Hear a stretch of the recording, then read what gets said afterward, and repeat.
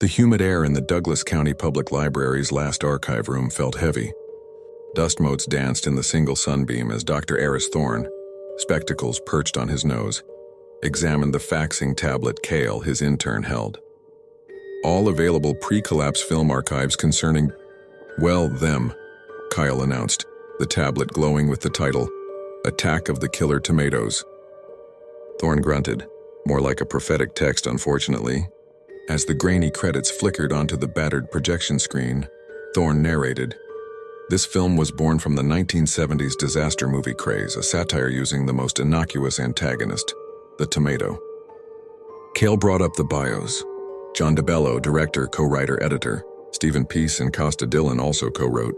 Little did they know their whimsical creation would become a grim blueprint for the apocalypse.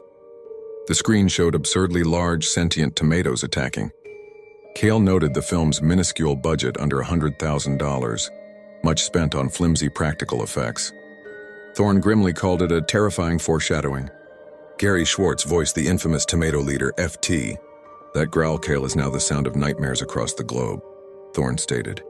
We believe evolved tomatoes mimic that sound, a bizarre, self-fulfilling prophecy. The film's hilariously inept military mirrored humanity's own early disastrous attempts. David Miller played hero Mason Dixon, and Sharon Taylor was intrepid reporter Lois Fairchild. The special effects were rudimentary, Thorne observed, but the true horror lies in their current reality. The sheer mass and destructive capability of a fully grown, malevolent beefsteak tomato is something no flimsy prop could truly convey. Cale mentioned the film's musical numbers, particularly the theme and Puberty Love. Those songs, Cale, are now twisted into chilling lullabies by the few survivors, Thorne countered, adding that reports suggested tomato aggregations reacted to distorted melodies, hinting at a peculiar form of intelligence, or perhaps a grotesque mockery. The film climaxed with tomatoes defeated by bad music, specifically Puberty Love. Thorne slammed his fist. That, Cale, is where the facts of the film diverge from the horrifying facts of our reality.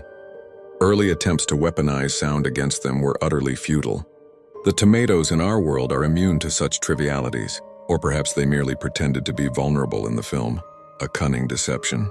He sighed, weary. The movie ends with the world saved. A happy, absurd ending. But outside these walls, Cale, the tomatoes continue their relentless, pulpy march. The film, once a joke, is now an unintentional historical document, a record of how utterly unprepared humanity was for its true, tomato-based destiny. Cale shivered, looking out the grimy window. The constant squelch thump from outside seemed louder now. The facts, he realized, were far more terrifying than any fiction.